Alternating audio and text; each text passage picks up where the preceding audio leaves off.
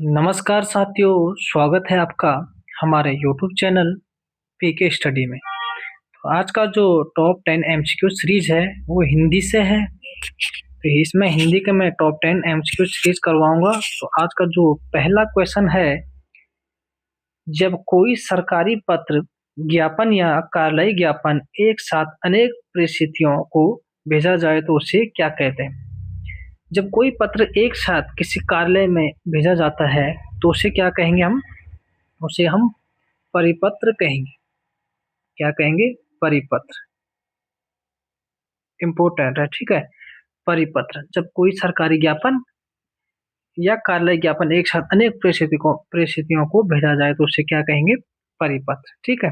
अगला क्वेश्चन, जब एक अधिकारी दूसरे अधिकारी को व्यक्तिगत नाम से पत्र लिखता है तो इसे क्या कहते हैं?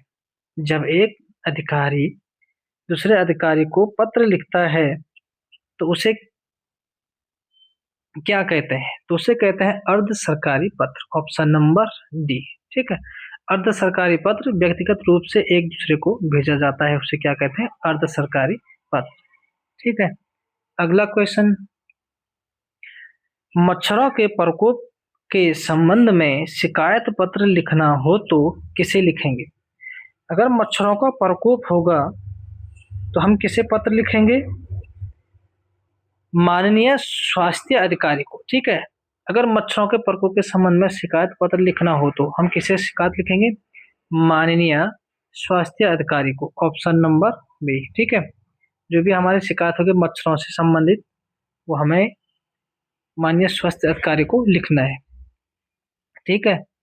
अगला क्वेश्चन, यदि यदि सभी राज्य सरकारों को एक ही पत्र भेजा गया हो तो उसे क्या कहते हैं?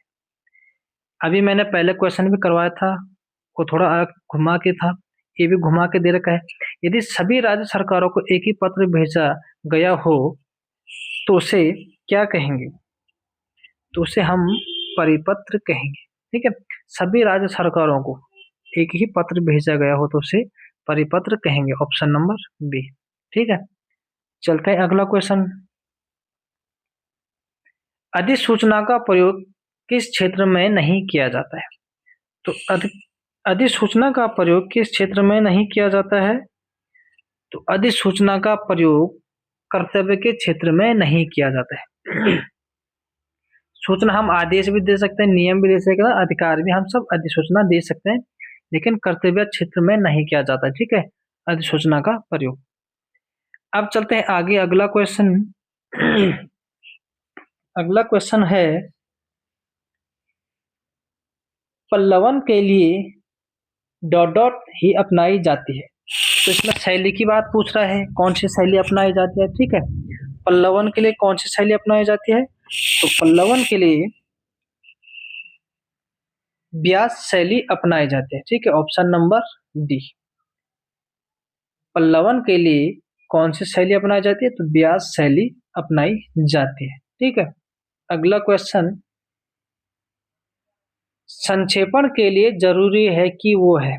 तो अब ये हमारे पास ऑप्शन है, इनको देखना है कौन सही है। संक्षेपण के लिए जरूरी है कि वो है वो है आपकी सीधी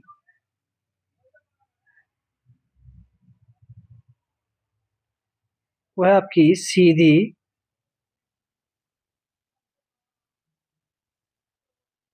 सीधी सरल सहज व्याकरण और समस्त तथा स्पष्ट भाषा में प्रस्तुत हो, ठीक है।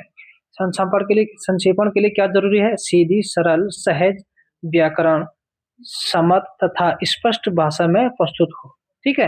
ये पहला वाला ऑप्शन सही है, बाकी गलत है, ठीक है। अगला क्वेश्चन, संक्षेपण में डॉट डॉट का प्रभाव एक आवश्यक गुण है। तो क्या आवश्यक गुण है? ऑप्शन नंबर डी है भाषा, भाव और भाषा, ठीक है। संक्षेपण में भाव और भाषा का प्रभाव एक आवश्यक गुण है, ठीक है। अगला क्वेश्चन, पल्लवन में विषय का डॉट डॉट किया जाता है। तो पल्लवन में विषय का विस्तारण किया जाता है। ऑप्शन नंबर सी के साथ जाएंगे, विस्तारण, ठीक है, विस्तारण विस्तार किया जाता है। पल्लवन विषय का विस्तार किया जाता है। अगला क्वेश्चन और अंतिम क्वेश्चन है आपका आज का।